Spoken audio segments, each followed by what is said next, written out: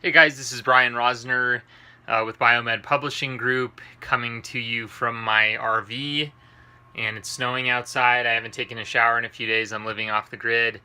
Um, I'm also feeling pretty crappy today because I'm killing a lot of parasites with some anti-parasite drugs and herbs. I mean, I just feel completely like crap. And you might, wonder why I'm celebrating feeling like crap. Well, today I wanted to tell you and make this video about something that you might think is bad news, but it's actually good news. When I was really sick with mold, I could take parasite drugs and they would help me a little bit, but not very much. And I think that these worms and parasites, maybe even systemic worms, they use mold and heavy metals as a shield.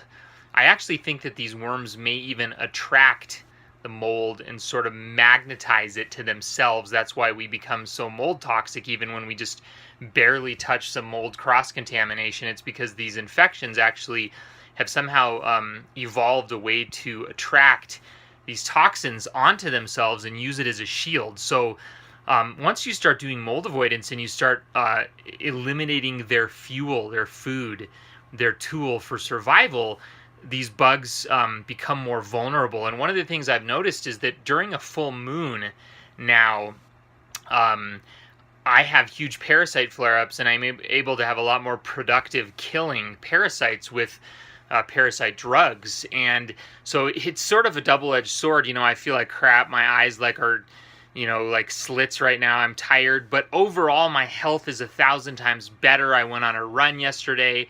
I'm able to work more. I mean, I can drive for 10 hours at a time. I don't need as much sleep. So you sort of hit this double-edged sword with the parasites where you are in these battles with these parasites. It's like the Revolutionary War. Full moon, the parasites are fighting and you're taking medications and drugs and you're killing them. And when I was really sick, I didn't have this happen. The parasites were safely tucked away in their mold sleeping bags, if you will, their mold cocoons, and I wasn't able to reach them. And even though I was spared this full moon battle that takes place, I was also extremely sick because the parasites were winning. And so I really think that these intestinal worms and maybe even systemic disseminated parasites are one of the root causes of mold illness. And I think that these bugs attract the mold toxins and use them to shield themselves.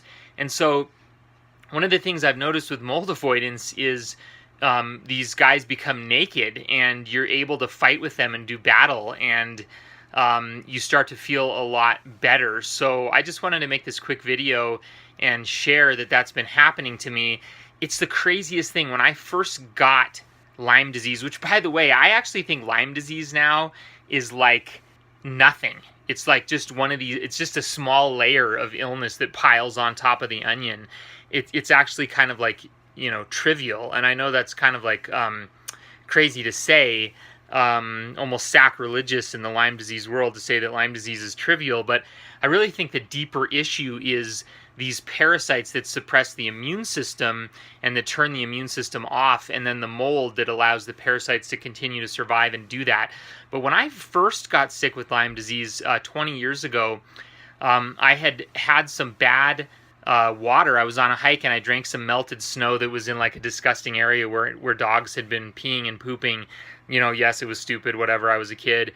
And I had this huge intestinal parasite flare up. I thought it was Giardia, but it wasn't. I mean, I was passing worms, and I don't think those worms ever really left my system.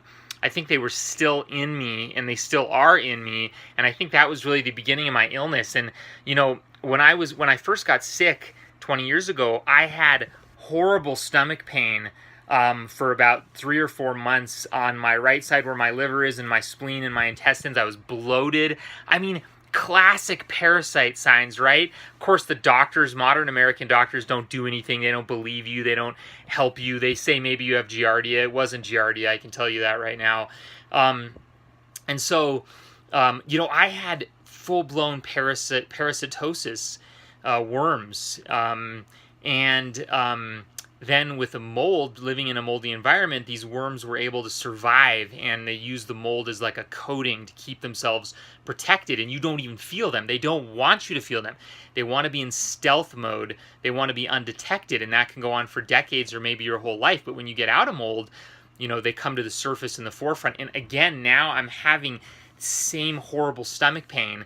And you guys might say, well, maybe it's the side effects of the herbs and the pharmaceuticals you're taking to kill parasites.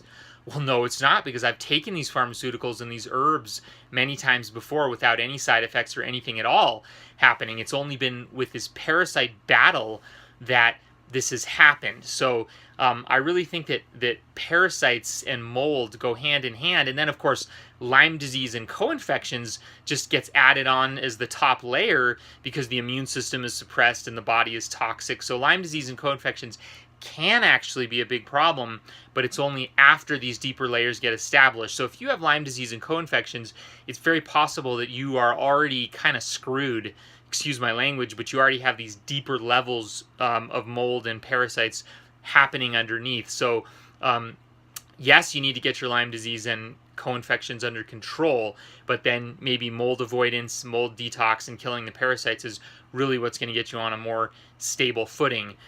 Little disclaimer here, killing these parasites can be a little bit dangerous. They can release heavy metals, they can cause Herxheimer reactions. It can be kind of hard, so only do this with careful preparation and under the supervision of a doctor, especially if you're doing mold avoidance. It really supercharges your ability to kill parasites. I'm actually, my new book that I'm releasing in a few weeks is actually called Lyme Disease Supercharge. And the reason it's called Lyme Disease Supercharge is because I believe that mold avoidance and detoxing mold will supercharge the recovery process for the reasons that I've just discussed.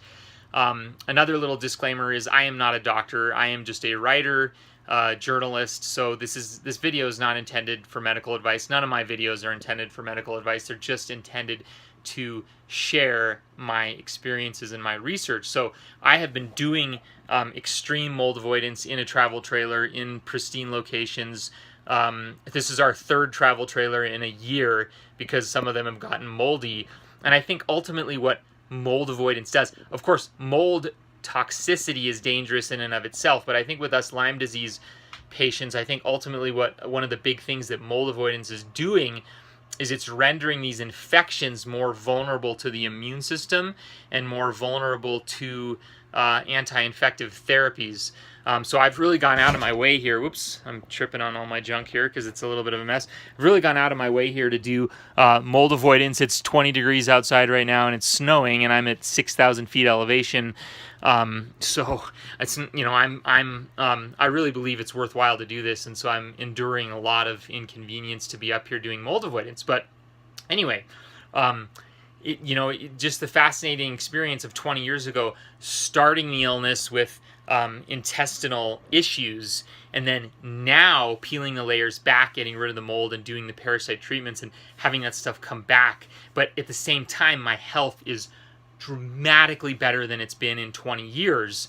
And so the battle with the parasites and this herxing and this abdominal pain and going backwards through these symptoms is not in vain. It's not a fruitless effort. I would say the fruitless efforts have been doing things while still exposed to mold and while still being mold toxic. That has been fruitless, but it's been very fruitful to attack these parasites when the mold is gone.